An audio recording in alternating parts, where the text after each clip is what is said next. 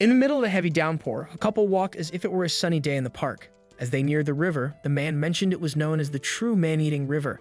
Leaning on his arm, the woman beside him called out for the sensei to leave. They then tied a rope connecting their wrists, and the man declared they would be together forever.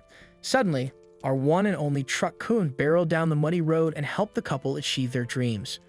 On that day, a renowned author and his lover left this world. After the tragedy, the man woke up in an unfamiliar sanctuary, looking around with a strange disinterest at his foiled plan. Observing a statue of an angel, he deduced that this was the afterlife.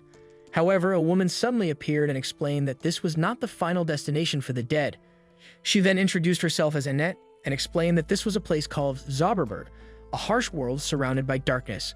According to her, the newly deceased man was chosen to enter this land to become a hero who must bring light and hope. Showing no motivation, the man realized that not only had he failed in his plan to pass alongside his lover, but he had also been brought to this strange place without his consent. With a slight laugh, he put his hand on his head and remarked that his life had always been a great shame. Annette, without patience for his drama, warned him of an urgent mission. However, the hero had swallowed several sedatives to end his life. Desperate, Annette detoxified him with her magic, although he didn't appreciate it much. She then ordered him to rise and fulfill his destiny of saving this world, but the renowned author wanted nothing to do with heroism, stating that he just wanted to die. As Annette fumed, explaining that he was the chosen one, the man gathered the sedatives from the ground, swallowed a few, and laughed sarcastically, emphasizing that he hadn't asked to be chosen for anything. Annette then asked if he had been visited by a truck. Remembering the accident, he said yes. She soon explained that it was the selection truck for the otherworld, running over potential heroes. Among all the depressed people on Earth, only those crushed by truck-kun tires could start afresh and build a life worth living in this world of adventures. However, in the author's mind, his only chance of happiness was to pass with his beloved, and this elf with a pope hat had ruined everything. Internally, Annette cursed the man for his ingratitude, but she was sure he would change his mind when he saw the status he had gained in this place, since every human brought here received superhuman abilities. But when she saw his status, he was a complete weakling with a mere 1 point of life and poisoned.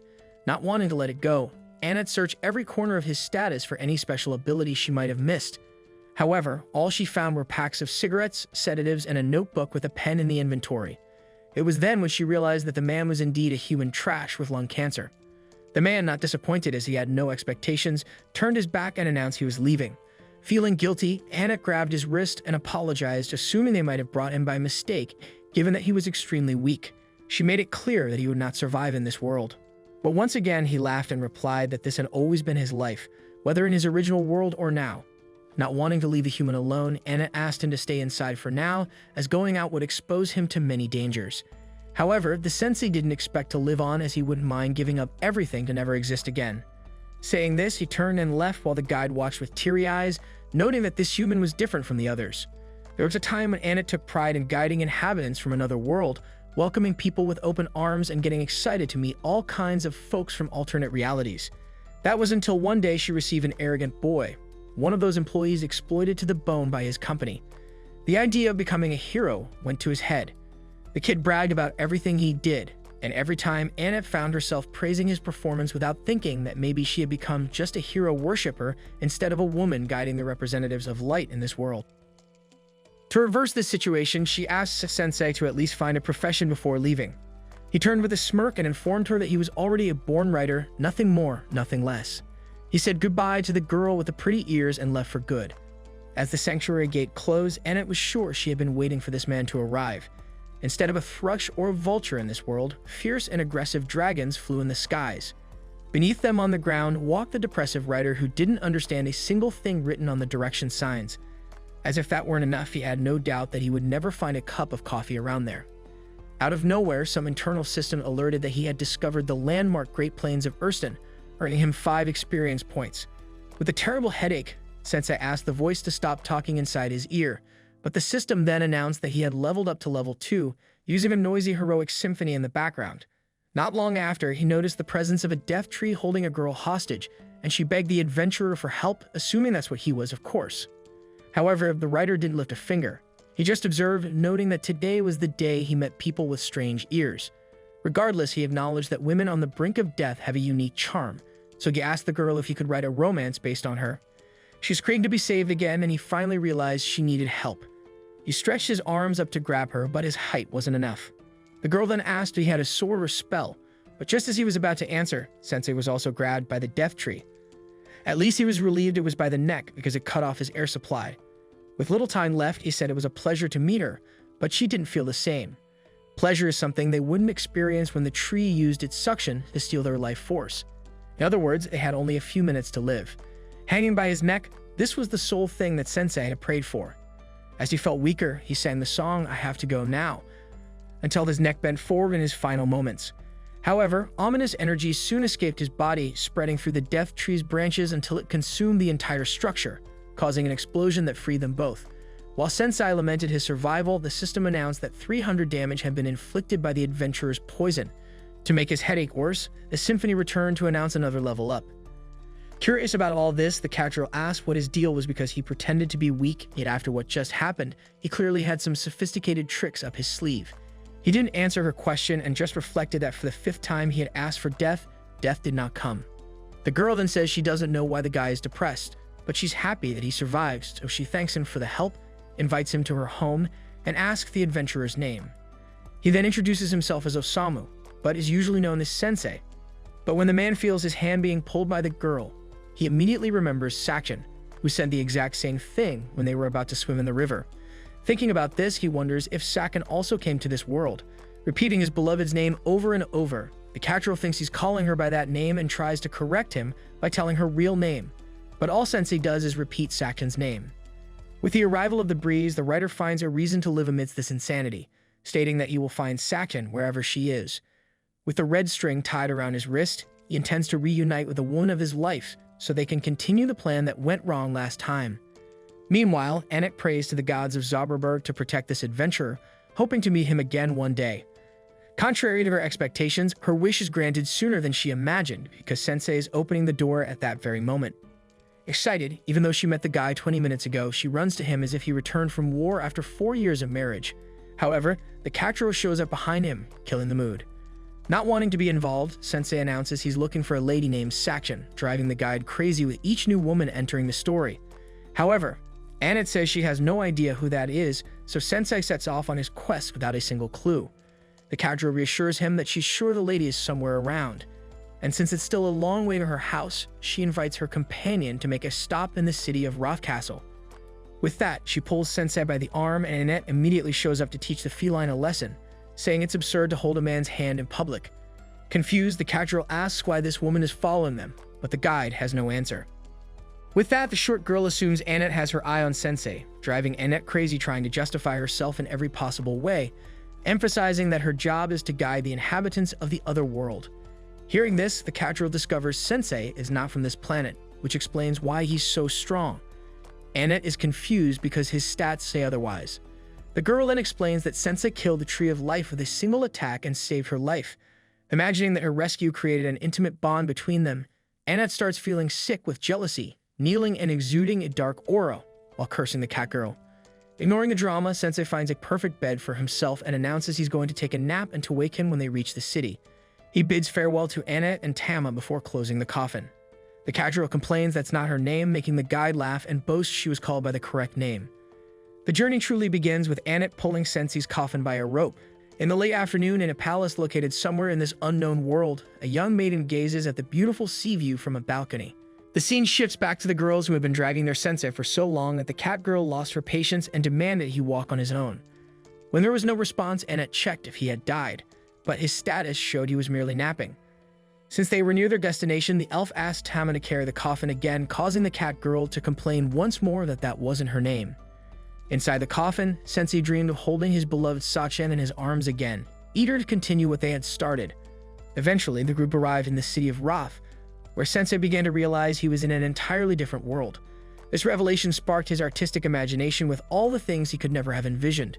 But amidst this, Annette announced that she would request an audience with the king.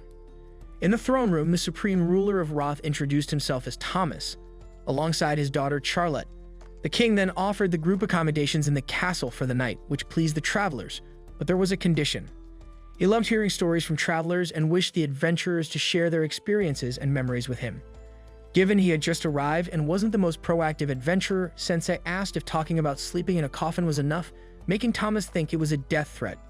To steer away from this topic, Annette remarked on Princess Charlotte's beauty. After thanking her for the compliment, the king informed them that Charlotte would soon be married and sought their advice on the matter.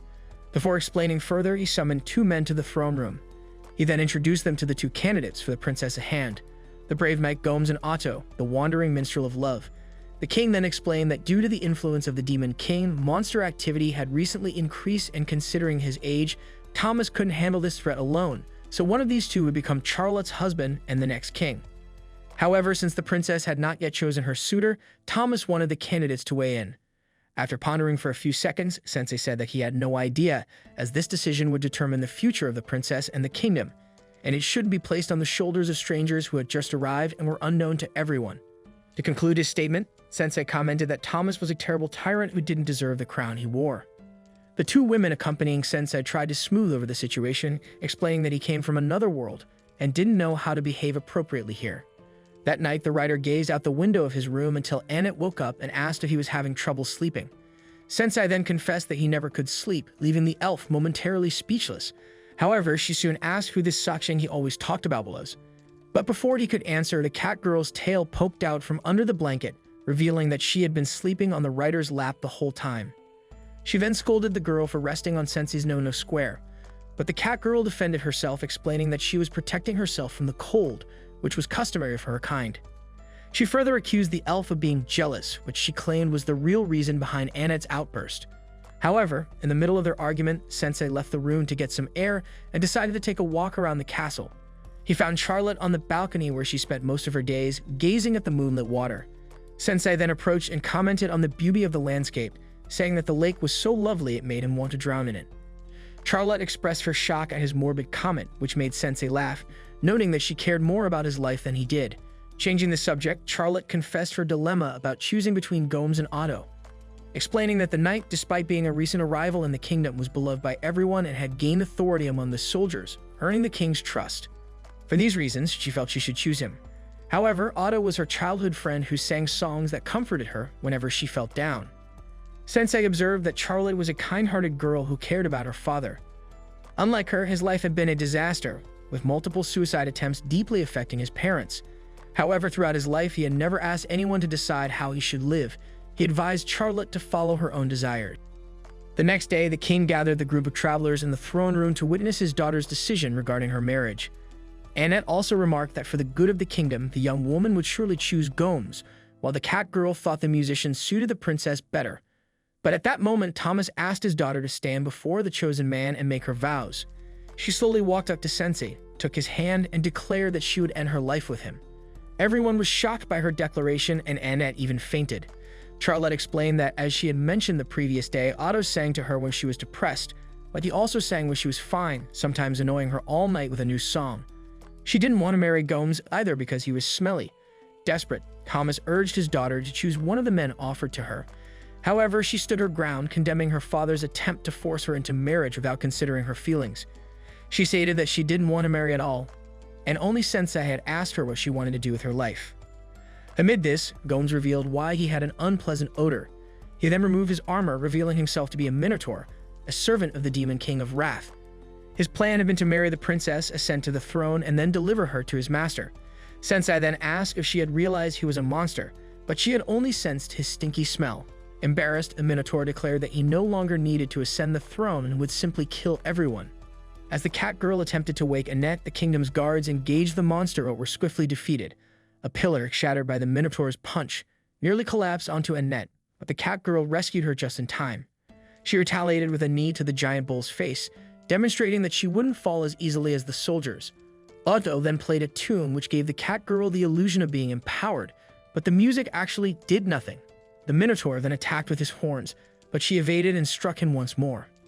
Despite her initial upper hand, the cat girl was struck by the enemy's horn, which was incredibly strong and sharp. Seizing this opportunity, the Minotaur declared he would summon all his strength for the next blow.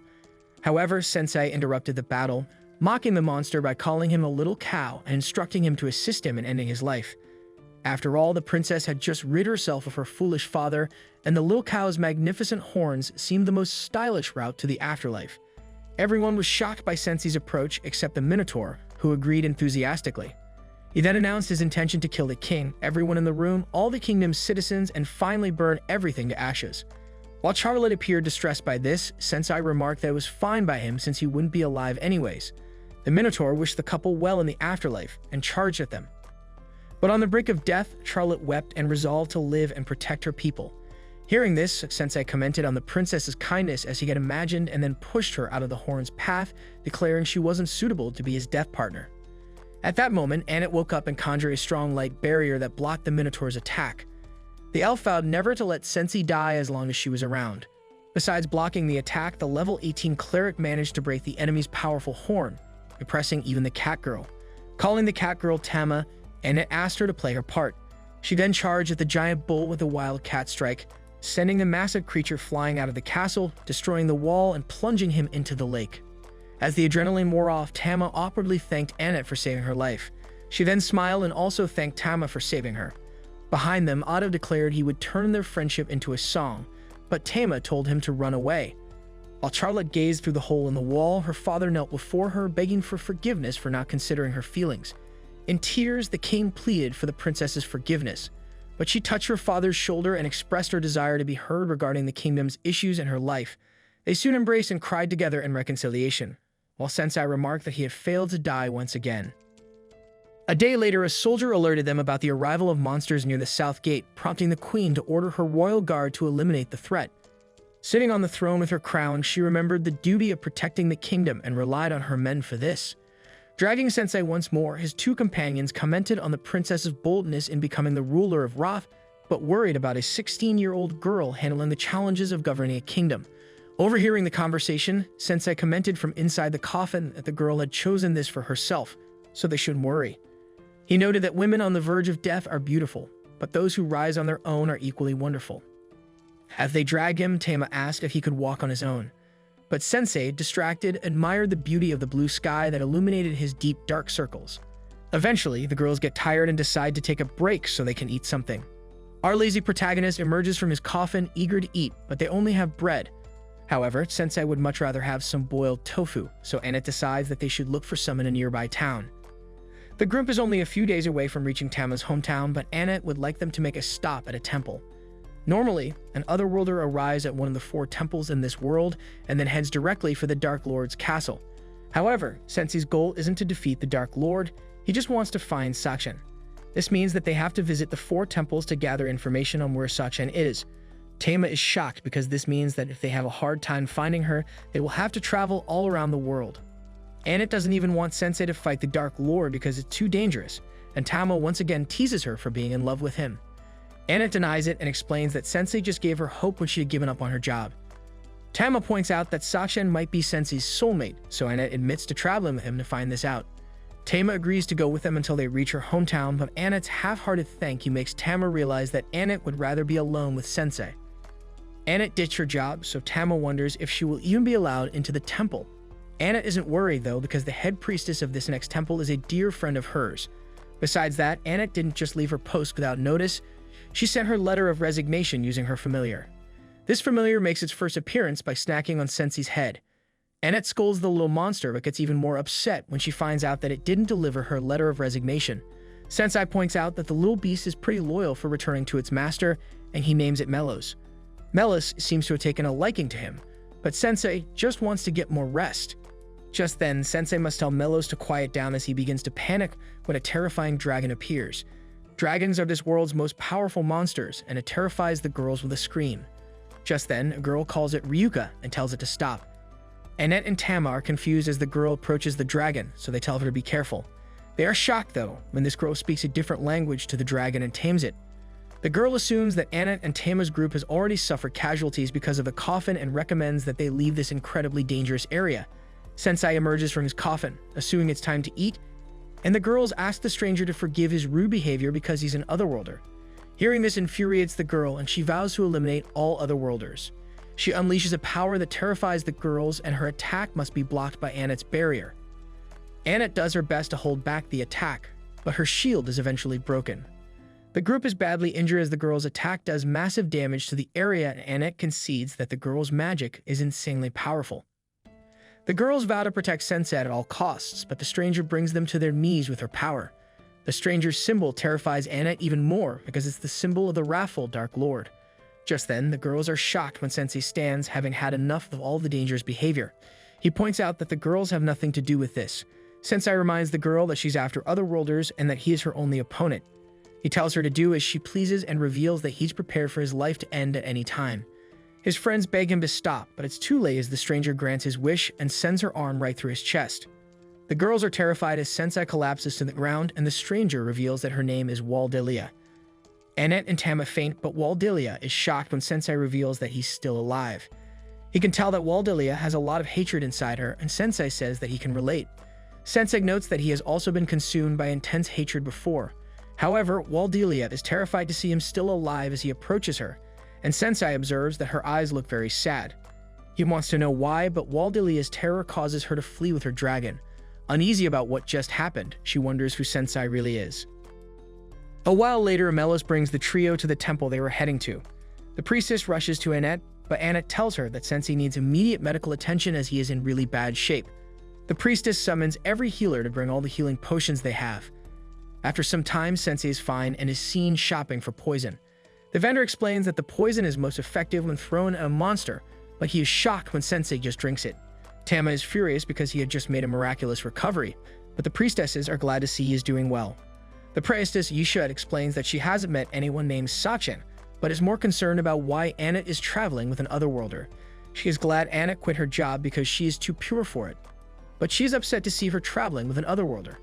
Yisha hates otherworlders because they use the gifts given by the gods for selfish reasons.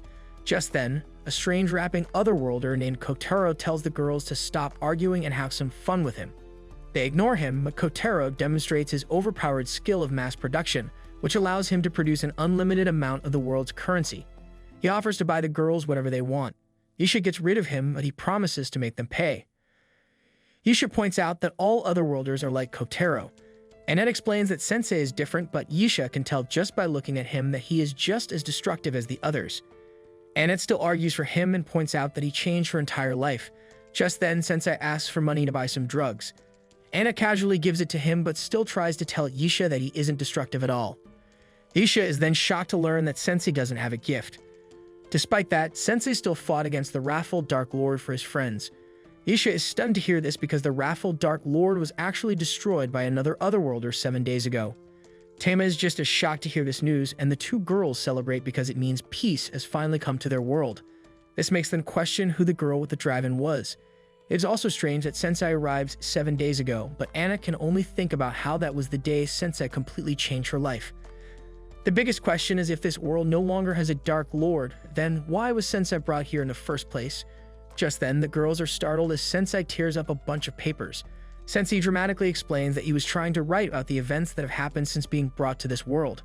He was struggling to write, though, and is now despairing over it. Annette eagerly waits to hear what he wrote about them meeting for the first time, but her heart is shattered when Sensei reveals that he didn't write about her at all. Sensei isn't sure why, but his meeting with Waldelia gave him a surge of creativity, and he hopes that something else exciting will occur. Annette thinks he might find something if he explores the town, and recent events have made her want to buy Sensei some stuff anyway. In town, we find that what Annette wanted to buy Sensei is some heavy-duty armor. There is no telling when they will be attacked again, and Annette never wants to see Sensei suffer ever again. Tama points out that Sensei looks like he's suffering right now, but Sensei actually kind of likes the oppressive feeling that the armor gives him.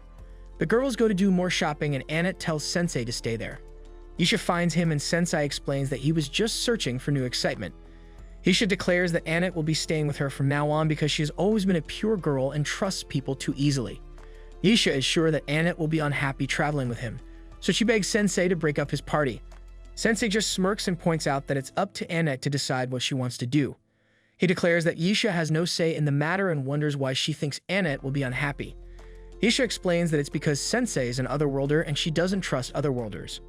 Just then, Yisha is stunned and a crowd forms as a man arrives. This man is said to have been created by the heavens to stand above everyone in the world. It's another otherworlder, and his name is Lord Suzuki. Suzuki announces to everyone that the Dark Lord was defeated 7 days ago and tells them to rejoice as peace has come to their world. The crowd erupts with cheer, and they all praise the otherworlders. But Suzuki reveals his real intentions. He points out that they risk their lives to bring them peace, so it's only right that the otherworlders be allowed to rule the world. Because of this, he declares that this time will be known as the Great Hero Age. Suzuki has decided to be the ruler of this town, and his buddy Kotaro tells the townspeople to bow down to Suzuki. Just then, Kotaro points to the girls and tells Suzuki that they were the ones who messed with him. Suzuki is furious and declares that they committed acts of violence against another Otherworlder. Anna tries to explain that he is mistaken, but Suzuki refuses to listen to someone who would bring harm to a hero. Nearby, we see that the town is on fire, and Sensei states that he finally feels like he can write his masterpiece. The scene changes again, and now we see Suzuki using a special power to turn Annette into a pet. This change makes some parts of her body look different, like her eyes, which become black. Kotaro then uses a rap song to make fun of how easy it was to cast the spell on Annette because she is so innocent. Seeing this, Tama tries to stop Kotaro, but Suzuki uses his power on her too, and she becomes his e-girl, like Annette. After showcasing his skills, Suzuki claims that nobody can escape his power. However, Isha suddenly comes and tells Suzuki that he is using his power in the wrong way, noting that she taught him how to use it, as she did not teach him to do bad things. She then told him that nobody would listen to him, and all the people in the city agreed with Isha, which caused them to start fighting against Suzuki. However, this enraged this little monkey who sends his wolves to attack the people, citing that he will destroy the city and build a new one. Isha calls Suzuki some names, but he just laughs and says he is a hero, even mentioning that he wants to make Isha's church into his house. As the wolves attack, spitting fireballs at houses and residents, Vale begins to burn. But Sensei, protected by his giant armor, chills in his armor. But after dozens of kicks and punches, Tama manages to crack his armor, but she is soon knocked out by his helmet. Sensei then locks her in a barrel, warning of a violent cat inside.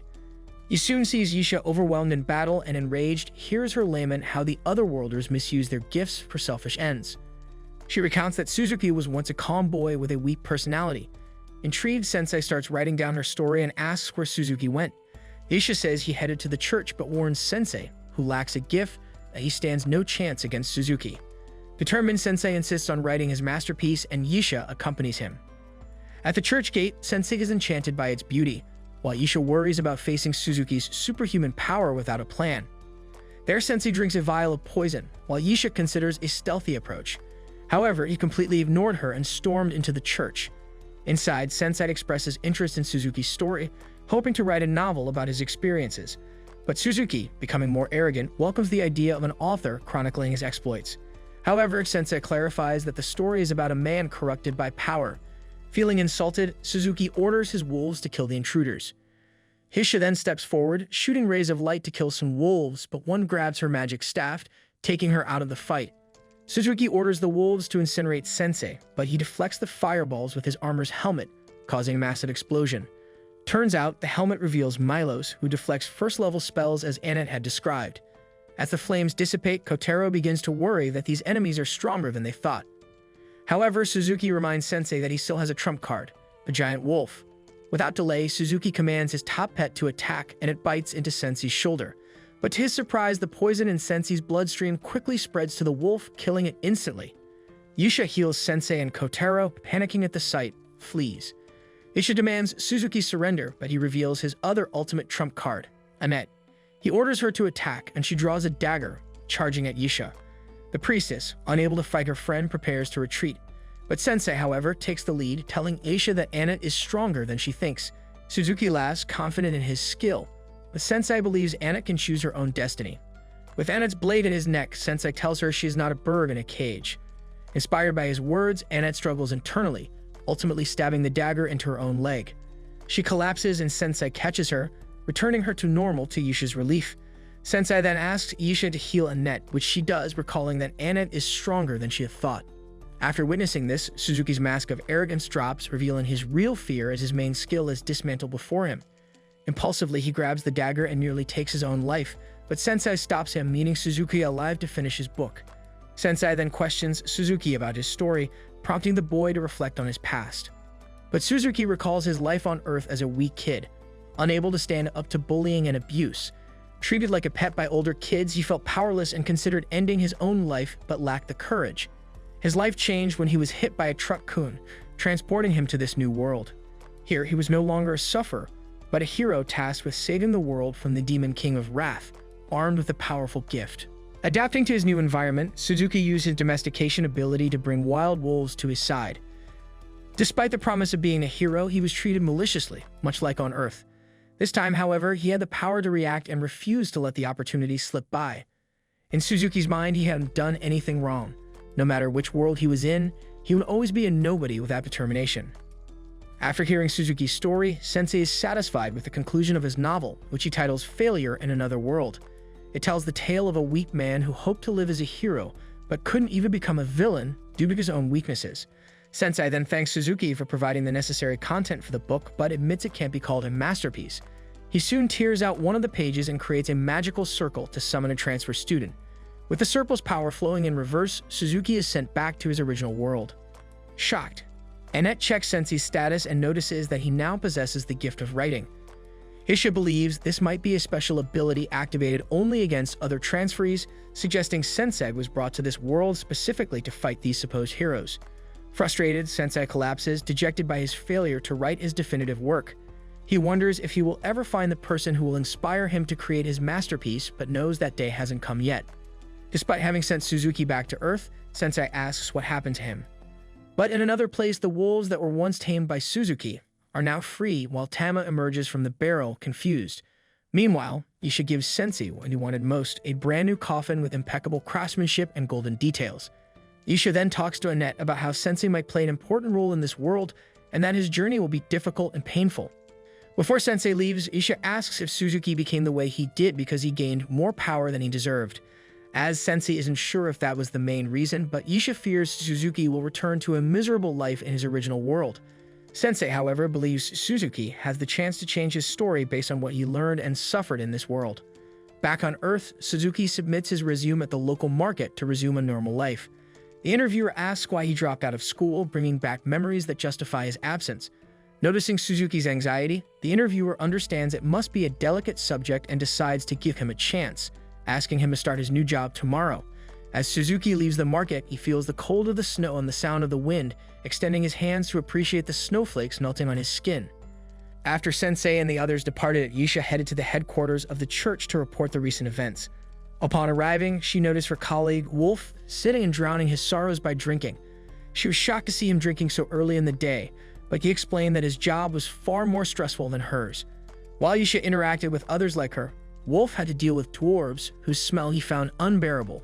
Before he could continue disparaging dwarves, Elton intervened, reminding Wolf that it was inappropriate to make such racist remarks at work, especially as a bishop. Wolf then offered a half-hearted apology, but also made a slight against Elton for being a goblin bishop when most bishops were elves.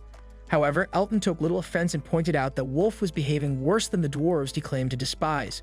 This angered Wolf, who challenged Elton to handle dwarves all day and see if he remained unbiased. But their argument was abruptly halted as Cardinal Miller arrived, instructing them to stop bickering and take their seats so the meeting could begin. Once everyone was settled, Miller apologized for the short notice of the meeting and planned to start with regional reports. However, he noticed someone was missing. Before he could address this, another bishop stumbled into the room. No one recognized the newcomer, so Miller introduced her as Aria, the new bishop of the Western Temple, taking over for Annette.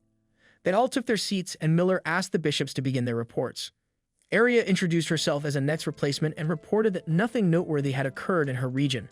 The cardinal mentioned hearing about Princess Charlotte inheriting the throne, which seemed significant, so Aria apologized for forgetting to mention it.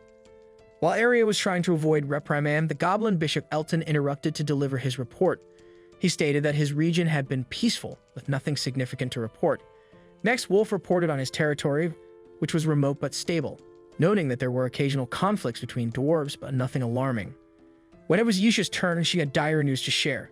Recently, an otherworlder had gone on a rampage in her region, destroying half of the town of Vale. She was working to restore the town, but on the topic of otherworlders, Miller had convened the meeting because of them. As he had informed them a week ago, the ruthless Dark Lord had been defeated by a group of otherworlders. In response, the Pope decided to seal the magic circles that connected this world to others. Elton was relieved that the battle with the Dark Lord was over, but a new threat loomed. However, the 7 otherworlders who defeated the Dark Lord had claimed his lands and sent a declaration to the Pope stating their intention to transform the world into a perfect utopia. This was essentially a declaration of war, and the Pope was troubled by their threat.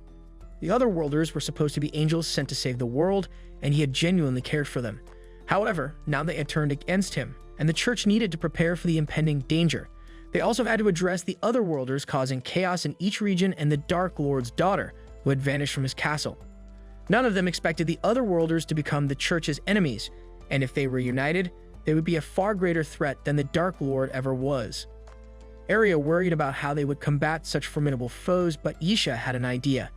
She mentioned a particular Otherworlder who used his gift to send another Otherworlder back to their own world. The others were shocked by this revelation, but if Isha's theory was correct, they could use Sensei's gift to send the Otherworlders back to their worlds. Just then, the Pope arrived, surprising everyone and was thrilled to hear the news. He asked Isha to provide more details about this man. Meanwhile, in the Dark Lord's territory, 2 of the 7 Otherworlders who had defeated the Dark Lord remained in the castle, while the other 5 had set out to claim various regions for their new empire. The 2 left behind were eager to see what would happen to the world. Back with Sensei and the others, they'd finally reached their destination. Tama was excited to sleep in a bed again, but suddenly received a notification from her system that her level had increased to 17 due to all her effort. While leveling up was nice, she wasn't pleased with how it happened. For now, Anna suggested finding an inn for the night. Out of nowhere, a voice mentioned a good inn down the road. Annette looked up and saw a little boy sitting on a signpost. He had offered to provide information to help her navigate the town as she was new there. The boy informed her about a hero dispatch service in the town, where Otherworlders joined parties lacking confidence in their skills to ensure safety and smooth missions. The boy claimed he came up with the idea himself, but as soon as he mentioned Otherworlders, Tama had flashbacks to what Kotaro and Suzuki did and wanted nothing to do with it. The boy didn't understand why she disliked Otherworlders so much since they were the ones who saved the world. Regardless, he said that if they were interested, he could introduce them to an Otherworlder right away, for a small fee, of course. He asked for 40,000 for the introduction, but Tama declined, not wanting to waste so much money. However, Annette was more than willing to spend that much if it meant she could get a strong hero to keep Sensei safe. The boy thought she was talking about guarding the coffin and started giving a speech about how the dead guy would appreciate having his body protected. However, Sensei popped out of the coffin and told the boy he wasn't dead yet, though he wished he was. The boy was terrified, but Tama assured him that despite appearances, Sensei was also a hero. The boy didn't believe her and quickly snatched the money from Annette, promising to bring the hero to their inn later that night. Even though Tama initially disagreed with the idea, she admitted it would be nice to have a strong hero join their party since it would mean she wouldn't have to drive the coffin anymore. But Annette actually enjoyed pulling the coffin. Later that night, they waited at the inn for Nier to arrive as promised, but Sensei told Annette that the boy wouldn't be coming anytime soon. Hearing this, the innkeeper asked Annette if she was waiting for a kid named Nier. Upon confirming this, the innkeeper informed them that Nier was notorious around there as a young scam artist who had never even met a hero, so there was no way he could introduce Annette to one as he claimed. Annette was devastated at losing 40,000, so Tama tried to calm her down. Sensei wanted to know more about Nier, so the innkeeper explained that Nier was an orphan who appeared in town one day and had since made a living by scamming unsuspecting travelers. He was a nuisance to the town, but sometimes the innkeeper couldn't help but feel sorry for him since he had no parental figures and was all on his own. Meanwhile, Nier sat under a bridge staring at an old sword. Moments later, he was snatched by unknown kidnappers who took him to an abandoned shed and examined all the money Nier had swindled as a scammer. Nier asked what they planned to do with him, and the 3 men had evil intentions in their eyes. Nier tried bluffing his way out by claiming his hero friend would get revenge if they harmed him. However, the men weren't worried since they knew Nier had never met a hero. In fact, they claimed to be heroes themselves. One had a gift that allowed him to summon a powerful crossbow, and since Nier had carelessly used the heroes' names to scam people, the Otherworlder planned to punish him with an arrow to the head. Nier couldn't believe the heroes he admired were actually scumbags, but he resigned himself to his fate. At the last second, Sensei appeared, pushing the man's hand and redirecting the arrow into the metal man's knee. Sensei told them they had no right to call themselves heroes when acting this way. His words were ignored as the man with glowing eyes used his skill to analyze Sensei. To his shock, he discovered Sensei was an Otherworlder as well. This put them on edge since they didn't know what power Sensei might have. But upon closer inspection, the appraiser realized Sensei only had 1 point of HP left and was currently poisoned. This calmed the bowman, who believed he could easily defeat Sensei. As soon as Sensei heard the bowman say he would end him, his interest peaked and he started walking toward them. The appraiser panicked as Sensei's health stats rapidly increased. Sensei dared the bowman to shoot him in the heart. The bowman thought this was a trap and fled with his friends. As they left, Sensei was disappointed since he had hoped they would finish him off. Nier asked Sensei if he was a hero, but Sensei denied being someone so noble claiming he was just a man trying to navigate the world of adults. He advised Nier to preserve his innocence a little longer before ending up as bad as the rotten otherworlders. Sensei began to leave, inspiring Nier with his words. However, Nier soon panicked as Sensei disappeared from sight, realizing he had forgotten to untie him, leaving him stuck there all night. The next morning, Sensei and the others prepared to leave town to continue their journey. Tama noticed Sensei seemed sleepy and asked if he got a good night's sleep. Anna recalled Sensei sneaking off last night without telling them where he was going and asked if he spent the night with a woman or something. Sensei simply said he had an eventful night, leaving Annette in tears over the possibility that another woman got to Sensei before her. They were interrupted by Nier, who urged them to hurry up and leave. As soon as Tama recognized him, she demanded he return their money for lying. Nier maintained he never lied since he had indeed brought a hero to join their party, himself, although he admitted he wasn't very strong. As they continue their journey, Nier grows anxious because Sensei keeps talking about dying, but he's surprised that the others don't seem to be concerned about it. They eventually reach Tama's homeland, where they encounter a checkpoint at the front gate. Initially, Tama assures them that she'll get them inside, but as soon as the guards see her, they arrest the entire group and they end up in jail. Nier quickly realizes they were arrested because of Tama, suspecting she might be a criminal. However, Sensei is excited, thinking they're about to be executed. Nier manages to pick the lock, but Sensei becomes upset, questioning why he would do that. Unfortunately, the guards catch them in the act and they are recaptured. They are then brought before King Siberian. As his minister, Briard explains that they're about to be executed for their crimes. Anna is confused, so Siberian explains that they kidnapped the princess.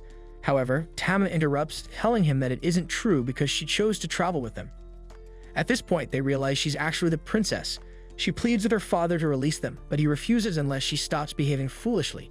Tama then promises to be a good daughter, declaring that she'll stop traveling with Sensei's party, so Briard informs them that they're free to go. Later, Anna and Nier are seen enjoying a meal at a restaurant, but they notice that Sensei is depressed because he wasn't executed. They're still shocked by the revelation that Tama is a princess and begin discussing her when a girl named Fawn overhears them. She tells them that she used to work as Tama's servant. Sensei, realizing Fawn might know more about Tama's past, eagerly asks her to share what she knows, thinking Tama must be an interesting person. Meanwhile, Tama is thinking about her friends when she notices a man standing outside the palace. However, not long after, the man using his powers attacks the palace. King Siberian confronts him, asking who he is. So the man introduces himself as Kabara, one of the heroes who defeated the Dark Lord. When Siberian asks him what he wants, Kabara reveals that he intends to devour everyone. As Siberian's soldiers charge at him, Kabara uses his powers to consume them, only to spit them out in disgust, complaining that they taste awful. However, he mentions that he's eager to taste a young demi-woman. Seeing this, Siberian orders his soldiers to stand down and prepares to fight Kabara. Kabara attempts to consume him, but Siberian counters with his lightning palms. However, the attack is ineffective, and Kabara reveals that his body is incredibly durable because he recently consumed golems. As Siberian prepares to unleash his ultimate technique, he confidently tells Kabara that he will defeat him in a single blow. But just as they're about to clash, Tama suddenly intervenes. Kabara, excited at the prospect of devouring her, eagerly welcomes her challenge. As soon as she tries to join the fight, Siberian stops her, insisting that she can never replace her brother. We then return to Fawn, who reveals that Tama once had a twin brother named Leon. Leon was meant to inherit the throne, but he and their mother died in an accident 10 years ago. This tragedy plunged the Siberian into deep depression. Seeing her father in despair, Tama decided to cut her hair, intending to take Leon's place and ease her father's pain. However, her efforts only strained their relationship further. Back in the battle, Siberian tells Tama that she's a terrible fighter, but despite his warning, she lunges at Kabara. Kabara is about to devour her when Siberian pushes her out of harm's way, losing his arm in the process. Kabara taunts him, pointing out that Siberian can't use his ultimate technique without his arm. Enraged, Tama charges at Kabara, but Briard knocks her out and carries her away. Meanwhile, we see Sensei thanking Fawn for sharing Tama's story when Briard arrives with the unconscious Tama, explaining that they had to flee the palace because of an attack by another worlder. Suddenly, an explosion occurs, signaling Siberian's defeat. Kabara, now victorious, declares that he will rule over them as their new king. However, he horrifies everyone by stating that he plans to eat the women and children. Suddenly, a man bravely threatens to stop him, but Kabara quickly devours him, changing his mind and deciding to consume everyone. Chaos ensues as people try to escape, but Kabara's monsters block their path, trapping them. Sensei, observing the situation, thinks Kabara is insane and realizes that Tama's life would make an excellent story, but he urges her to take action, wanting to see how her story unfolds. After some time, Tama regains consciousness in Fawn's house. Disoriented, she rushes outside, confused about what just happened. Rayard explains that Kaibara has taken over the capital and is trying to eat everyone. Determined to protect her father, Tama decides to stop Kaibara, believing it's her duty. However, Annette reminds her of the accident that took Leon's life and how everyone grieved the loss of 2 royal family members. She cautions Tama not to risk her life as the people will lose hope if she dies.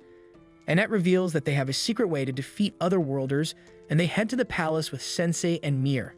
When they reach the entrance, 2 ogres block their path, threatening to kill them. Sensei, however, declares that he wants to be eaten, thinking it's a glorious way to die, and asks the ogres to inform Kaibara of his wish. The ogres are initially confused by this, unsure of what to do. Frustrated, Sensei urges them to make up their minds, and they eventually decide to grant his request. Once again, the group finds themselves in the dungeon, and Annette begins to cry, convinced that they're doomed, but Sensei tells her to stop, revealing that he has a plan.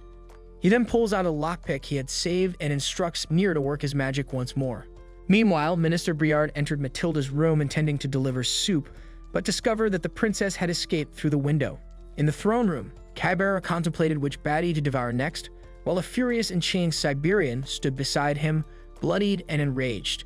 Soon, your mom arrived to share the tale of the human who wished to be eaten, but they were interrupted by Tama, who used brute force to overpower the monsters without mercy. Siberian regretted that his daughter had made such a decision, unlike the fallen angel of gluttony, who was relieved to see his most tasty dish before him once more.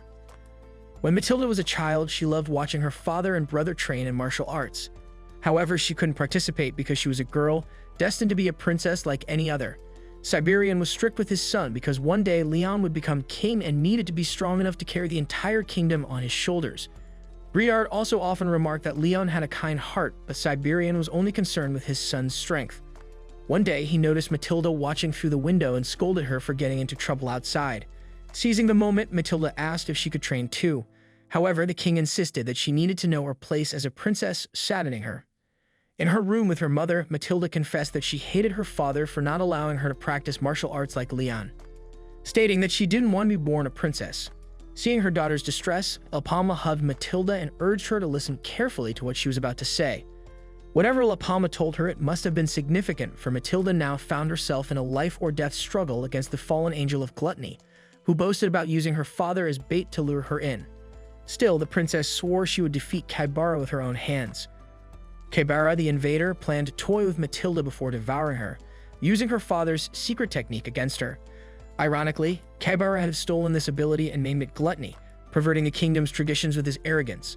By consuming someone's flesh, the fallen angel could steal their abilities, and now he used them to humiliate Matilda, who faced death at the hands of her father's own skills. Meanwhile, Sensei was carrying Annette and Mir to an unknown location. The two wanted to confront the invader directly, but Sensei had another plan. As they entered a room, Annette noticed a painting and realized they were in the queen's quarters. Despite the elf and boy's protests about searching such an important person's room, Sensei was unconcerned with the consequences. He then called on Nier to open a locked drawer, revealing a diary inside. The scene shifts back to Matilda, exhausted and completely at the mercy of her powerful opponent, was humiliated by being defeated by techniques well known in her kingdom: the tiger's kick and the lion's blade, symbols of the kingdom's protector. The protector, her own father, now watched helplessly as his daughter was destroyed. Kaibara began to taunt her, echoing her father's words that her martial arts were useless. This statement triggered a memory from Matilda's childhood, when she asked her brother why he trained so hard if he didn't like fighting. That time, Leon admitted that he wasn't naturally good at it, but that was why he needed to work twice as hard. He wanted to be strong enough to protect his sister, mother, and everyone in the kingdom. This memory filled Matilda with sadness but also renewed her determination. Although Siberian ordered her to stand down, she was following in her brother's footsteps, refusing to give up. Seeing this, Kaibara was amused by her will to keep fighting, which only heightened his excitement at the thought of devouring this baddie. This moment convinced Kaibara that his miserable past life had been worth enduring. In his previous world, Kaibara was basically Elon Musk's son, with every material desire fulfilled by his wealthy parents. Yet despite the luxurious meals and comforts, he felt dead inside. This emptiness grew into a need to feel alive, leading him to unexpected violence. During a routine lunch, he attacked a servant with a fork but still didn't find the satisfaction he sought. His parents paid to keep the incident quiet, and Kaibara remained untouched, spoiled, and dissatisfied. On his last day on Earth, Kaibara attacked a homeless man, certain that he was the most miserable person alive. The thrill he felt when our one and only Truck-kun came barreling toward him was the only relief from his emptiness. In this alternate world, he could finally indulge his desires without restraint. As he prepared to feast on the Princess of Grunberg, his enormous mouth lunged at her, but Sensei appeared with his notebook, somehow stopping the attack midway. Kaibara, confused by the sudden turn of events, snapped his fingers a few times, but nothing happened.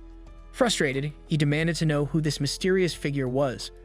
Following this, Nier and Annette quickly surround the fallen angel, with Annette warning that the person before him had the power to send invaders back to their original world. She urged Sensei to use his storyteller ability to write Kaibara's story, but Sensei refused, saying it wasn't worth writing about such a dull man who only wallowed in his own misery.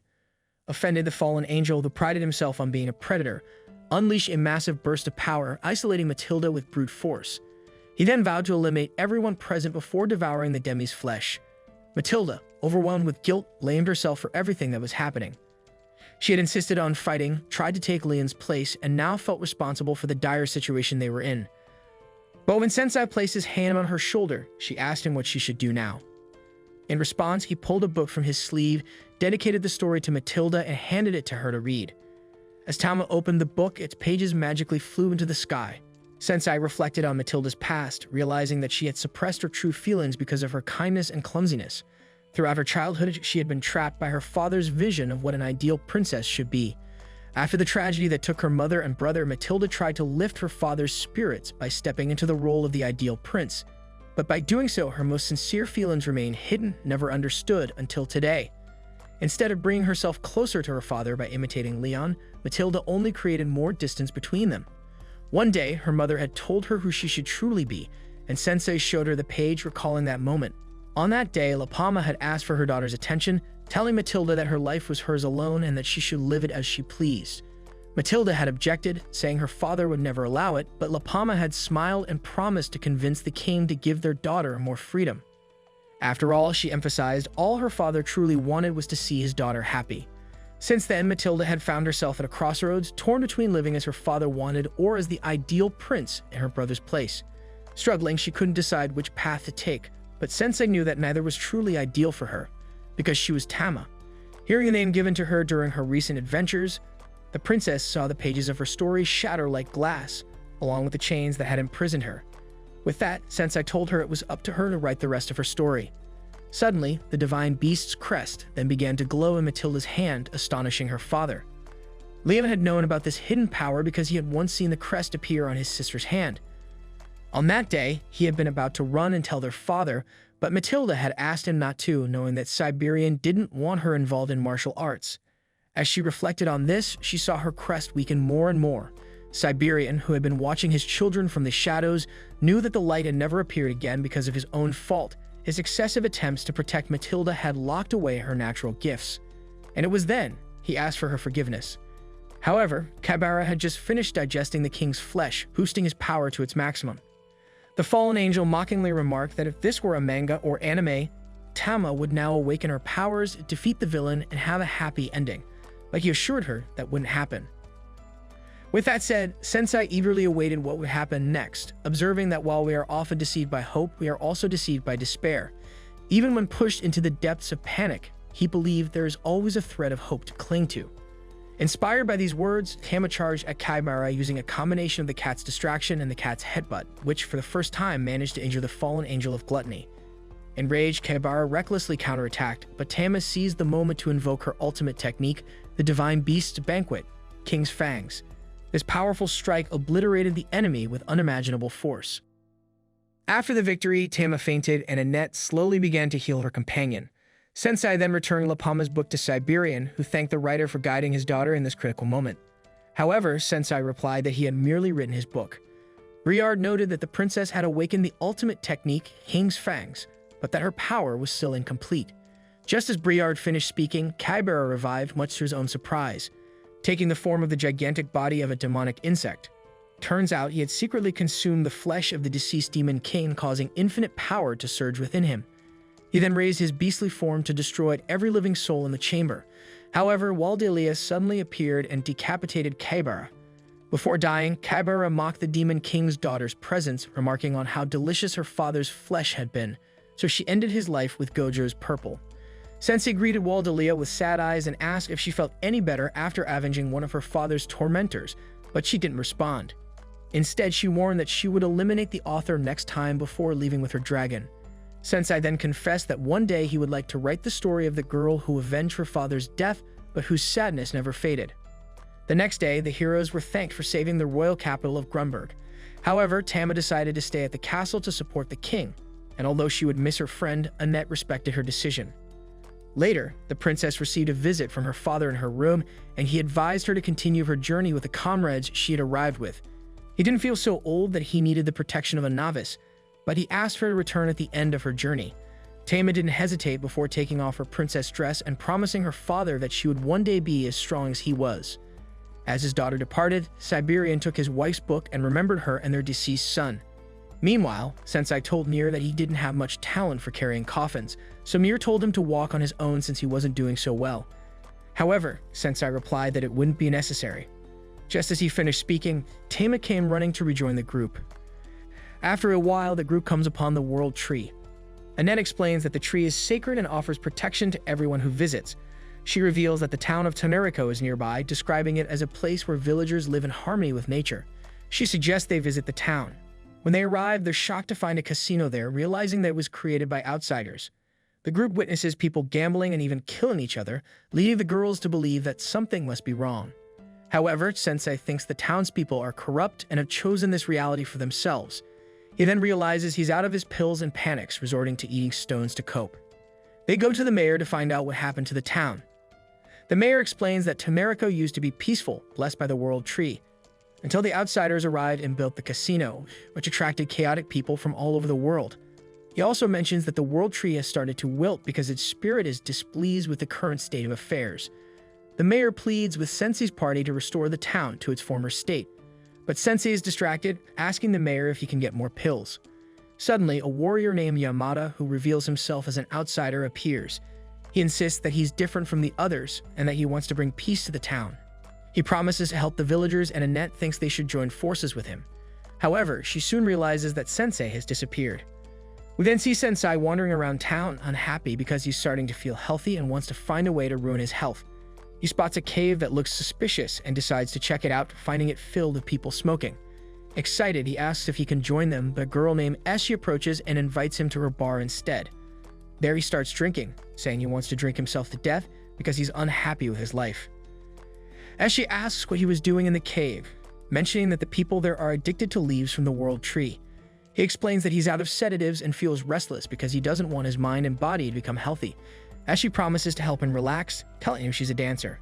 Though he initially thinks her performance will be boring, she convinces him to watch, and he soon realizes she's an excellent performer. Meanwhile, Annette is crying, worried about what happened to Sensei. When she sees him return with Esh, she's devastated. The mayor confronts Eshi, asking why she's there since the villagers don't want her around. She responds that she only came to bring designs to her friends. After she leaves, Tama asks the mayor who she is. The mayor explains that she's known as the Witch of Tanerico. He reveals that when the outsiders built the casino on the edge of town, the villagers were powerless to stop them, but Eshi chose to collaborate with them and opened a bar next to the casino. While no one knows much about her, everyone believes she's a traitor for profiting from entertaining the outsiders who visit her bar. Yamada thinks Eshi is evil and wants to take her down, which pleases the mayor, who calls Yamada a true hero. The next day, Sensei heads back to the bar despite Annette's attempts to stop him, telling him that everyone is preparing to fight the outsiders. Sensei, however, doesn't care, saying he never agreed to the mission. Yamada tells Annette it's hopeless because Sensei has already fallen under the witch's spell, but assures her he will save Sensei after they destroy the casino. Later, Sensei is with Eshi again, thanking her for helping him sleep. She tells him he should stop spending time with her because the villagers despise her, but he says he doesn't care. Eshi then talks about the spirit of the World Tree, which grants wishes to the weak and sick, and suggests that praying to the tree might help him. But Sensei insists that she's the one who needs saving, telling her that he sensed her sadness while she was dancing. A group of men suddenly storm into the bar, demanding drinks and intimidating those who owe them money, knowing the debtors spent everything at the casino. Another worlder named Sabu threatens to kill them if they don't pay up, forcing them to promise they'll do whatever it takes to earn the money. Sabu then reports to his boss, complaining that the casino's profits are down because fewer people are gambling. He suggests they relocate, but the boss insists on turning the villagers into gambling addicts and teaching them to smoke the leaves from the world tree. Ashi reminds the boss of his promise to leave the villagers alone, mentioning that she paid him protection money to ensure the other worlders wouldn't harm them. However, the boss dismisses her, saying he needs to make money, and orders Sabu to start kidnapping villagers. Eshi tries to stop him, but he shoves her aside. Sensei intervenes, telling Eshi she's not a witch but an angel.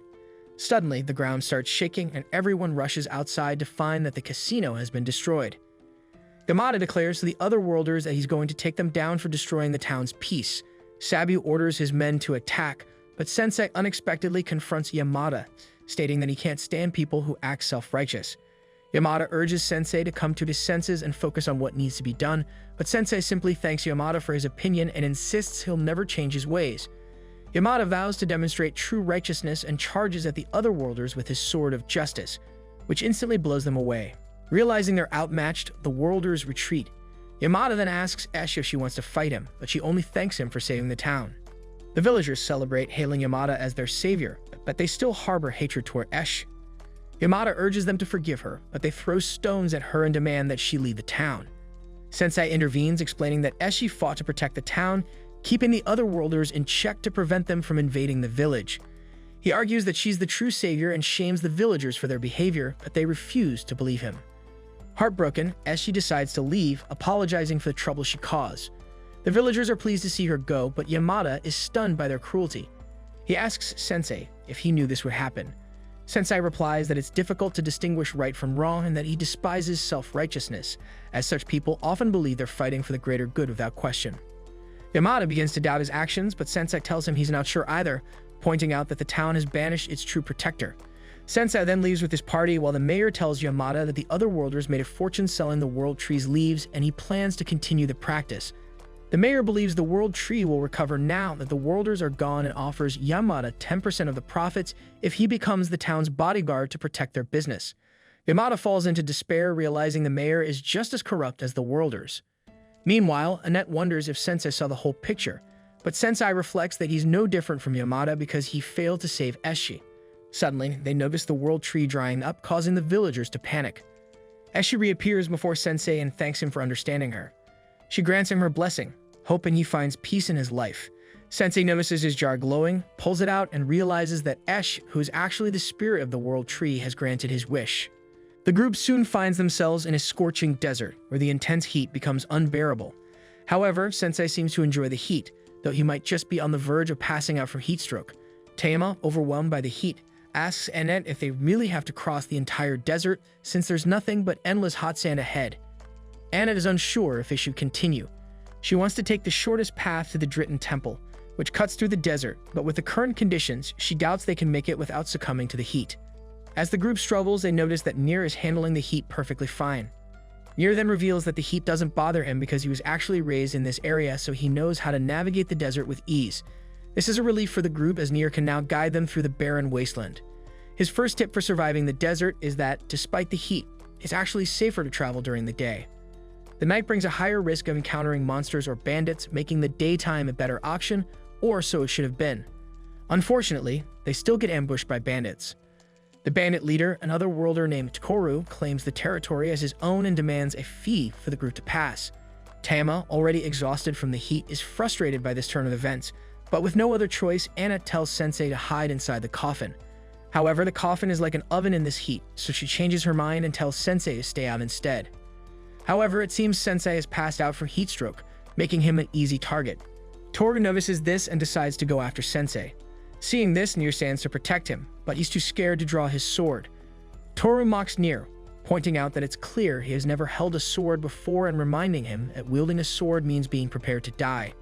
Toru, who has no qualms about killing, threatens to give Nier a slow and painful death with his scorpion venom. This terrifies the boy, but Sensei, unfazed, inches closer to Toru's scorpion, asking for the excruciatingly painful death instead. Toru then proceeds to stab him with the scorpion's venom, but instead of Sensei writhing in pain, the scorpion dies after injecting him. Sensei is disappointed that he's still alive, and Toru is devastated that his scorpion is dead. Enraged, Toru charges at Sensei, intending to bash his head in. while Nier is still too scared to fight and just stands there as Toru attacks. But before Toru can strike, a beast howl echoes through the desert. Toru's gang quickly recognizes it as the howl of a desert wolf and quickly retreats, vowing revenge for the scorpion's death. With the battle over, Anet begins healing the wound in Sensei's chest. Although they won, Nier is upset with himself for not having the courage to fight when his friend was in danger. Tama tries to cheer him up, telling him it's okay if he was too scared this time. He can handle it in the next fight. After Anet finishes healing Sensei, Nier apologizes for not being able to protect him. He blames himself for being a coward, but Sensei reassures him, saying that no one starts out as a hero, so Nier shouldn't be too hard on himself.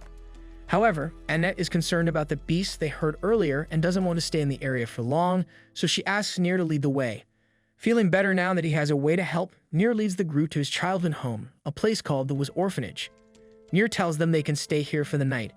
As they enter, Nier spots 3 familiar faces he hasn't seen in a long time. The kids are thrilled to see Nier again, and the woman who raised him, Kathy, comes out to welcome him home. The group is treated to a delicious meal with the orphans.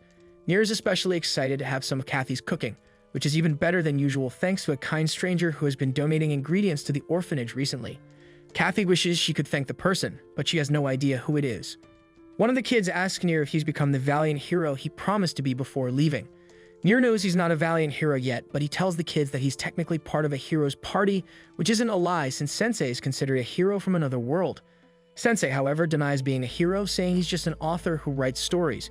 The kids eagerly ask him to tell them a story, and Sensei agrees, though Kathy stops him before he can start, not wanting him to traumatize the kids before bed.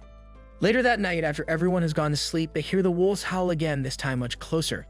Kathy, terrified, tells them the wolf has been terrorizing the area recently, and the sound of its howling frightens her every night. To keep the kids safe, she locks the door and warns everyone to stay inside if they want to survive the night. Meanwhile, Sensei, out on a leisurely night stroll, comes across a scene of a horrific massacre. Back at the orphanage, everyone is asleep, unaware that Sensei is missing. As Nier gets up, he notices a shadowy figure outside the window. Remembering Kathy's warning about the wolf, he's scared but determined to protect everyone. Outside, Nier bumps into a man carrying a basket of vegetables. At first, he thinks the man is a thief, but the man insists he wasn't doing anything wrong, even though his actions seem suspicious. Nier realizes this must be the person secretly bringing food to the orphanage, and asks why he doesn't deliver it directly so that everyone can thank him.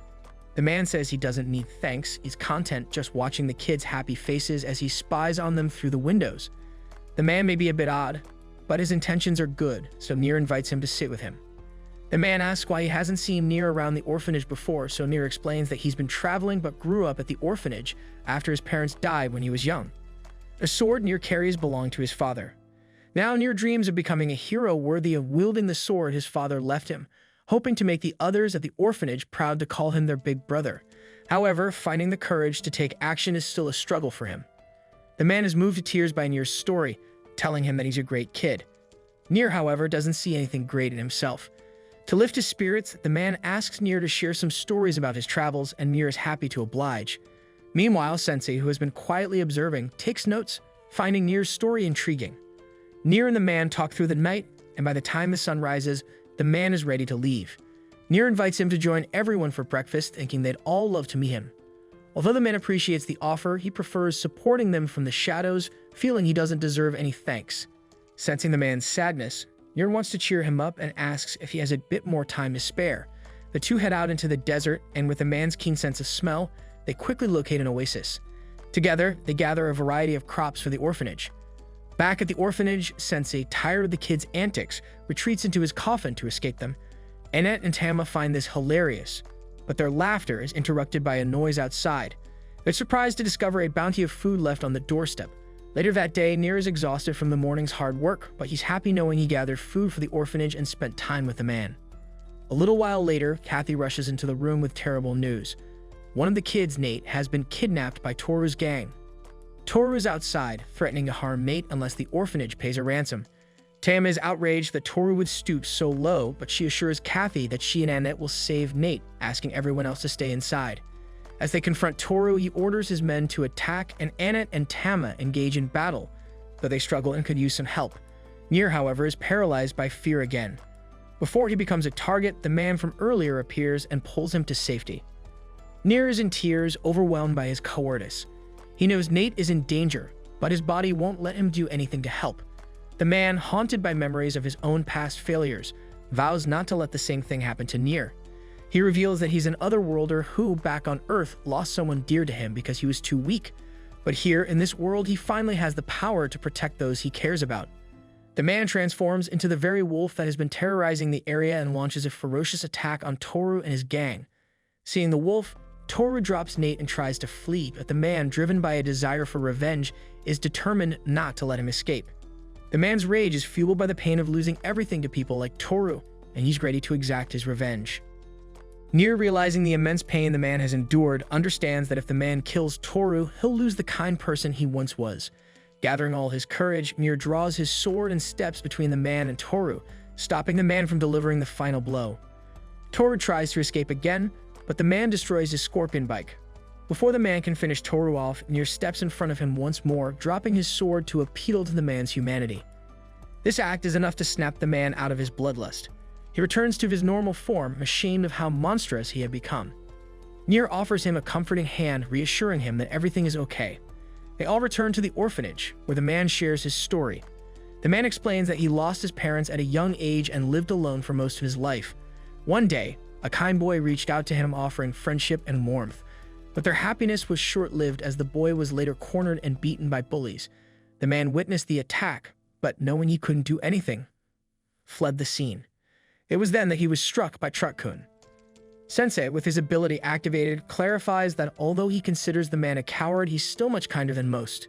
Even with the power of his gift, the man chose to use it only to scare off evildoers rather than give in to its dark allure. As the man is about to be sent back to Earth, he tells everyone how glad he is to have met them. Moments later, he vanishes and wakes up back on Earth, just as Truck-kun is leaving. Looking up, he sees the kind boy approaching to check on him, and he breaks down in tears, grateful to see him again. The scene then shifts to Sachin at the Dark One's castle when a man approaches her, asking if she's heard the news about Kaibara. He explains that Kaibara's conquest of Grun has failed and Sengoku is also struggling in the desert. He comments that this outcome was somewhat expected since dwarven strongholds are notoriously impregnable, and they've underestimated their ally. The scene then shifts to the dwarves battling the army of the fallen angel of misery. Wolf is drinking on the battlefield, prompting Usha to advise him to stop, reminding him that they're still at war. He dismisses her concerns, saying she worries too much, but she counters that his behavior isn't fitting for the commander of a nation. Wolf retorts that he's just a priest and notices that the fallen angel of misery has issued an attack command. Isha urges him to do something as the lizardmen prepare to attack, and Wolf advises the dwarven king Doran to lure the enemy forces to the east side. Doran, however, refuses to take orders from a lowly elf and charges at the lizardmen head-on. After showcasing his strength, he dares them to follow if they want his head and leads them exactly where Wolf had suggested. Wolf muses that Doran is stubborn but loyal and uses his wind magic to conjure a tornado, trapping all the lizardmen inside. With the enemy forces retreating, Wolf decides to withdraw as well, but Yisha notices that Sensei has also been caught in the tornado. Wolf is shocked that he hit a civilian. Later, the dwarves celebrate their victory and Doran declares that the 7 fallen angels are not to be feared. He blames the church for the problem and says they should be grateful to the dwarves for handling it. The dwarves agree, but Wolf asks them not to criticize his boss too harshly, explaining that the Pope has a lot to manage, and they've been successful in driving off the fallen angels thanks to the dwarves' efforts. He also thanks Doran, who reluctantly acknowledges that Wolf has done a good job as well, and the two share a toast. We then see Sensei's party enjoying the feast, and Yisha expresses surprise at meeting Annette there. Annette explains they've been through a lot recently, mentioning they got lost in the desert, and that's when Sensei got caught in the tornado. Yisha inquires about Sensei's condition, and Annette assures her he's fine since he was inside the coffin. Sensei then appears, joking that it was unfortunate the coffin saved him from dying again. Yisha thinks he hasn't changed at all, while Sensei laments the loss of his precious bed. Annette tries to comfort him, promising to buy a new coffin soon. Wolf then approaches, and Melos, seeing Wolf's familiar, falls in love at first sight. Wolf apologizes to Sensei for accidentally hitting him with his magic, but Sensei tells him to reflect on his failure to kill him properly, though he adds that it did provide a new near-death experience. Wolf finds Sensei strange but hopes he will overlook the mistake given the ongoing war. Annette is surprised to hear about the war, and Yisha explains they're fighting one of the 7 fallen angels. Tama proudly mentions that she defeated one of them at Grun, but Wolf doubts her, thinking either she's mistaken or the angel was weak. Tama gets angry, insisting her party is strong, and points out that Sensei can send otherworlders back to their worlds. Wolf acknowledges he's heard of this and says the Pope is interested, though he doubts they need such power, as he's confident in his own ability to stop any otherworlder with his magic. Isha suggests he's had too much to drink, and Wolf excuses himself with his familiar following. Melos is sad to see her leave, and Nier considers Wolf a jerk. Tama questions if Wolf is as oppressive as he claims, and Yisha explains that he's Wolf, the Wizard of Storms, one of the world's strongest wizards, and the 7 fallen angels are no match for his magic and intellect. Meanwhile, the fallen angel of misery returns to the Dark One's castle. The man from earlier is surprised he was forced to retreat, but the fallen angel assures him he'll win tomorrow as he plans to join the battle personally. The man suggests changing tactics and letting the women handle it, saying he'll send someone who knows the Wizard of Storms well. He then asks the female fallen angel of greed if she's ready, and she confirms she is. Later, we find Melos and Sensei wandering the city streets. Sensei notices Melos looks downcast and realizes the flying furball is lovesick, missing the girl he met earlier. Sensei tells him that unrequited love is a wonderful thing and encourages him to enjoy his anguish, which angers Melos, who bites him. Sensei then agrees to help find the girl, thinking they are both foolish men wandering the world in search of a woman. He suggests they name Melos Love Femelos, a name Melos dislikes, but Sensei doesn't care. They eventually spot Femelos with Wolf, who is surrounded by women. The women invite Wolf to drink with them, but he declines, saying he has something to take care of. Sensei observes that Wolf is the opposite of him when it comes to women and encourages Melos not to be discouraged, advising him to pursue the girl until she notices him. They follow Wolf, who stops in front of a shabby house and asks someone inside to open up, but there's no response. Sensei, sensing that Wolf is also chasing someone he loves, decides not to eavesdrop further and leaves with Melos. The next day, the dwarves discover that they're under attack again. Tama and the others offer help, but Doran stops them, insisting that they are guests. He steps outside to lead his forces into battle, with Wolf supporting them through his magic. Yisha then spots a dragon approaching, which unleashes its breath upon the army. The dwarves are awestruck by the majestic creature. Yisha recognizes it as Jade, the Dark Dragon, a legendary beast once under the Dark Lord's command. Wolf, however, is unimpressed and disappointed that this is the trump card the fallen angels chose to deploy. He remarks that he has taken down dozens of dragons before and prepares to cast his magic. Doran then notices that the rider isn't the fallen angel of misery, but Wolf doesn't care who's riding the dragon and readies his attack. However, when he catches sight of the girl on the dragon, he drops his wand in shock as she calls him master. Seizing the opportunity, the girl grabs Wolf. Yisha tries to intervene but is weakened by the girl's power. The girl promises to kill Yisha later and flies away on the dragon with Wolf. Seeing this, Doran is confused and Yisha advises him to retreat. Later, Doran, Yisha, and the others gather for a meeting. They learn that Wolf has been taken hostage. Yisha explains that they've likely taken him southwest, heading toward Dritten Temple. She mentions that the girl called Wolf her master and wonders where she might be. Doran is frustrated, noting that their forces are now in chaos, with the lizardmen closing in. He regrets relying so heavily on that elf, and the other dwarves fear their castle might fall at this rate. Sensei then shows Melos that Femelos is heartbroken because her master is in danger, asking him what a man should do when he sees a woman cry. Sensei hints that Melos should know the answer, prompting Melos to head outside with Sensei to the woman Wolf spoke to last night, thinking she might have some answers. When they knock, the door opens to reveal an elderly lady, much to their surprise. Meanwhile, at Dritten Temple, the girl, now revealed as Yuriko, tells Wolf that this place holds memories for both of them. She mentions that this is where she spent her youth. The Knights of the Church spot Yuriko holding Wolf captive and demand his release, but she uses her power against them, telling Wolf that her abilities have finally blossomed thanks to him. Back at the Dwarven Castle, Yisha deduces that Yuriko might be Wolf's student. She explains that once upon a time, Wolf was more passionate than anyone about training otherworlders, but one day he suddenly stopped and drowned himself in alcohol. Tama wonders if this student was the cause, but Yisha isn't sure. She emphasizes that their top priority is rescuing Wolf and asks Doran to send soldiers immediately. Though Doran wants to help, he's unable to spare the manpower due to the current situation.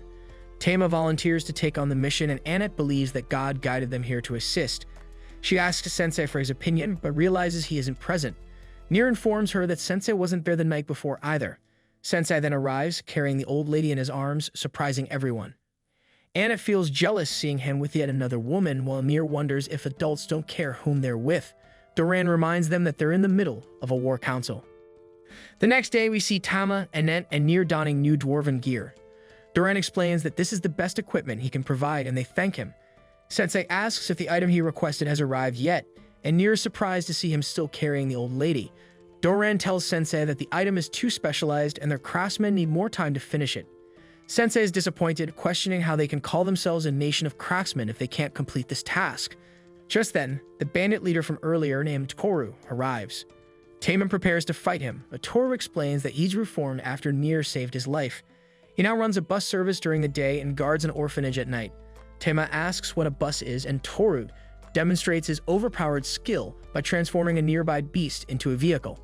He invites everyone to hop in but refuses to allow Sensei on the bus, citing the fact that Sensei killed his partner. They leave and Annette asks Toru to turn back, but he ignores her. Doran also heads back into the city, while Sensei holds a piece of his broken coffin, lamenting that it's the only vehicle for him. Melos urges him to follow, clearly wanting Femula's attention, but Sensei says there's nothing they can do about it. The old woman then speaks, surprising Sensei by asking him to take her to Wolf. Seeing Melos and the old lady so devoted to the ones they love, Sensei decides to help them out. The group arrives at the temple, where they find the incapacitated guard Hearts, but they are warned not to touch them due to traces of magic. Yisha informs them that Wolf is inside the temple, so they march in. Inside, they find Wolf in bad shape, but he is confused about why they are there, and Yisha demands to know the identity of the girl with him. The girl introduces herself as Eureka, an otherworlder who was once Wolf's student, but now people call her the fallen angel of greed. She doesn't want her time with Wolf interrupted, so she summons an army of my grandmother. A battle ensues, and Wolf begs Eureka to stop, reminding her of his teaching to never fall before an enemy. However, she ignores him. Despite the overwhelming number of skeletons, the group holds their ground. Tama is especially pleased with her new gear, which allows her to deal significant damage. As the battle rages on, Eureka reveals that the fight will continue until they fall, empowered by her gift, greed. She refuses to stop until she gets what she desires. Isha, convinced that Wolf treated Eureka well as her mentor, demands to know what happened between them. A flashback reveals that Eureka worked tirelessly to perfect her abilities, but Wolf eventually told her that her powers were unsuited for combat. He said it wasn't necessary for every otherworlder to face the Dark Lord and that she could live a peaceful life. However, Eureka rejected this, feeling it was vital for the Dark Lord to be defeated. Wolf recognized her dedication and believed her efforts would eventually bear fruit. Eureka admits that Wolf was an excellent teacher, and she loved spending time with him. Everything was going well until a new otherworlder appeared, Prodigy, who captured Wolf's attention. Wolf became completely absorbed in teaching the new girl, leaving Eureka feeling neglected. Day by day, Eureka continued to train hard, telling herself it was to defeat the Dark Lord, but in truth, she only wanted Wolf to notice her again. One day, when Eureka went to show Wolf her progress, she overheard him telling the new girl that she was the one he had been waiting for to defeat the Dark Lord. This was the final blow for Eureka. It was then where her power finally blossomed, but for the wrong reasons. In a fit of rage, Eureka killed the new girl, driving Wolf to despair and transforming Eureka into the person she is today. She believes her powers only awakened because of those events, so in a twisted way, she still credits Wolf for teaching her. Eureka combines her skeletons into a massive creature and confesses that she took an innocent life out of pure desire. She no longer considers herself human and feels the only thing left for her is to fall even further. Wolf screams for everyone to flee, but it's too late. Eureka has decided everyone must die. As she unleashes her final attack, Sensei bursts into the temple on a self-propelled coffin, courtesy of the dwarves who over-engineered his request. Sensei apologizes for interrupting and remarks that Eureka looks familiar. He instructs Melos to bring someone in, and Wolf is stunned to see an elderly woman. Eureka is even more shocked when she realizes the woman is the very girl she thought she killed. Sensei reveals that he's already heard the younger sister's story, and now it's Eureka's turn. Everyone is shocked to learn that the two girls are sisters. The old woman, Hikari, told them everything about their past. The two were a family of 3, and Eureka had taken care of her sickly sister, never leaving her side. Eureka pleads with Hikari to stop, but Sensei has already heard the entire story and is touched by Eureka's kindness in caring for her sister. Eureka attempts to silence Sensei, but his team steps in to protect him. Sensei apologizes, explaining that as an author, he can't die before finishing Eureka's story. Frustrated by being called a kind older sister, Eureka reveals her true feelings. She always hated Hikari for stealing her youth. She got no life of her own because of her sister's needs, so when she came to this new world, she thought she was finally free. But when Hikari followed her here, Eureka felt like everything was taken away again. That's when she decided Hikari would never take anything from her again. She declares herself consumed by greed, determined to take everything she desires. Sensei calmly asks what it is that Eureka really wants, but she's had enough. She moves to attack him, but Wolf steps in, taking the hit. He apologizes for not recognizing her pain earlier, but Sensei tells him to step aside. This is a story of love that only he can write. Once again, Sensei asks Eureka what she truly desires, and when she lashes out, Sensei remains undeterred. He explains that he simply wants to understand her feelings. Eureka finally relents, revealing a painful memory from her past. She had been excited about her graduation, but her father ignored her, focused on Hikari. He left her to care for her sister, and Eureka, jealous of her classmates being celebrated, left Hikari alone to attend the graduation. Though she graduated by herself, she congratulated herself in solitude. That night, her father was furious. Hikari had nearly died while Eureka was gone. He blamed Eureka for everything, never acknowledging her graduation.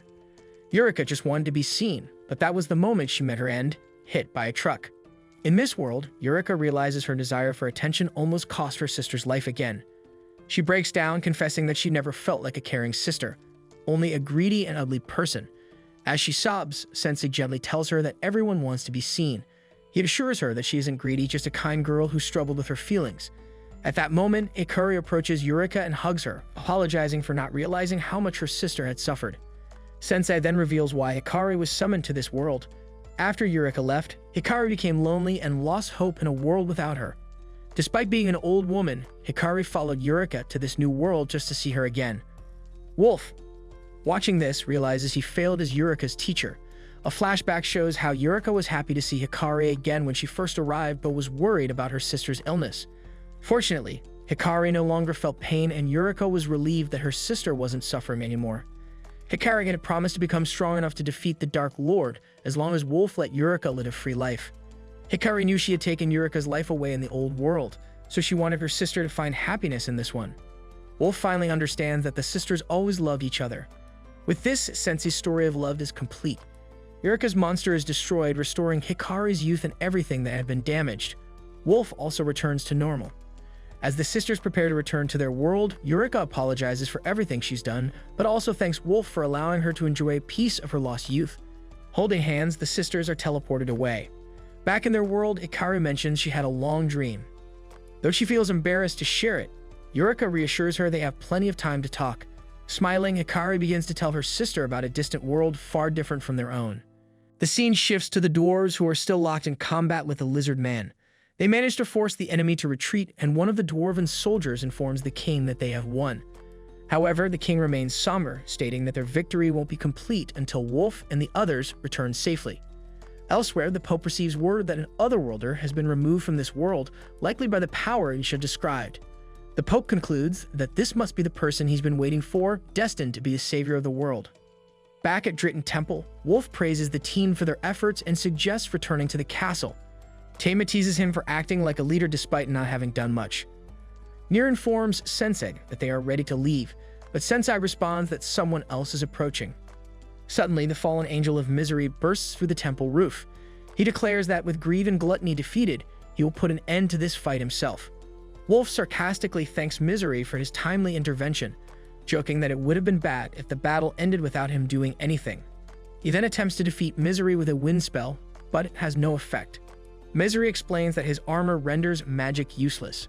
Toru attacks with his skill, but once again the armor protects the angel. Tamil unleashes her King's Fang, landing a direct hit, but it too is ineffective.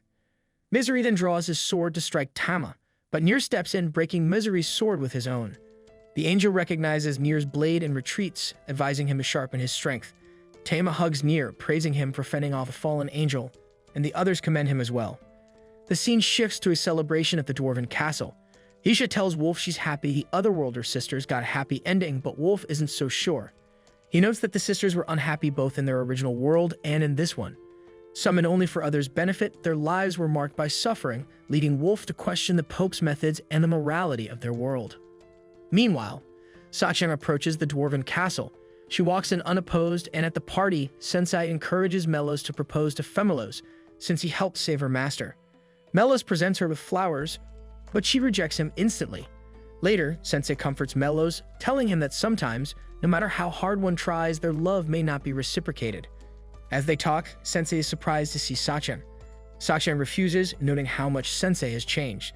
There's now light in his eyes, and he seems more alive than before. Sensei insists he's still the same, wandering aimlessly, but Sachin believes he's found something better than death. She leaves, telling him they can no longer be together. Sensei is devastated and calls after her, leaving his party stunned to realize she is the one he's been searching for. Later, Annette and the others visit the blacksmith Rodos to thank him for their gear. He asks them to take good care of the weapons, and they remind Sensei to thank Rodos for the coffin. However, Sensei is too distracted by Sachin's words and starts recklessly consuming poison pills in a state of despair. He nearly chokes on the pills, but Annette heals him in time. Nier then asks Rodos to examine his sword, wondering how it broke the fallen angel's weapon despite his lack of strength. Rodos tells Nier that the sword is far too powerful for him, but encourages him to grow into a warrior worthy of wielding it. Suddenly, Sensei activates his moving coffin, but Rodos warns him it's still dangerous and could kill him. Sensei welcomes the idea and rides off in the coffin, with Tama and the others chasing after him. The scene then shifts to the Dark Lord's castle, where the man in the tuxedo notices that the fallen angel of misery is unusually pleased. Sachin enters, also in a good mood, and the remaining 5 fallen angels convene for a meeting. The tuxedoed man questions their next steps, but Sachin reminds him that he's in no position to criticize as he stays hidden in the castle while others fight. He acknowledges this and inquires about her reunion with the man she loves. Sachin admits that the man still has the power to change the world, and his greatness makes him worthy of her. Back in the village, Annette and the others have lost track of Sensei. Annette feels responsible for letting him go and getting them lost. A local man informs them they are in Hell, the hero's last stop before confronting the Dark Lord. He shows them a statue of the hero battling the Dark Lord, but Tama notices that the hero appears to be running away. The man explains that a gloomy individual riding a strange vehicle recently crashed into the statue, causing it to look this way. Realizing he's referring to Sensei, the group tries to follow him, but the man advises against it, as the shrine is the only route to Orange, the forbidden land where the Fairy Queen resides. The scene then cuts to Sensei inside a cave, hearing a voice in his mind asking if he seeks the Fairy Queen's protection. The voice wishes him luck with the trials ahead. Sensei, irritated, retreats into his coffin to rest. Sensei continues driving his vehicle through the cave, eventually encountering the first trial. Instead of engaging in battle, Sensei simply runs over the monster with his vehicle. He does the same to the creatures, guarding the test of intelligence and the test of spirit. Meanwhile, back in the village, the local man explains that to enter Orange, one must pass all 3 of these tests. He adds that, so far, only the hero has succeeded in receiving the Fairy Queen's blessing. He reassures Annette that the man they're searching for will return soon. Annette nervously wonders what will happen if Sensei somehow passes, but Tama and Nier are confident that this won't happen. Inside the cave, Sensei's vehicle finally comes to a halt and is sucked into a spatial wormhole. He suddenly finds himself landing on the chest of the Fairy Queen. She welcomes him, noting he is only the 2nd person to make it to this place. As Sensei lies on her chest, he wonders if he's finally died.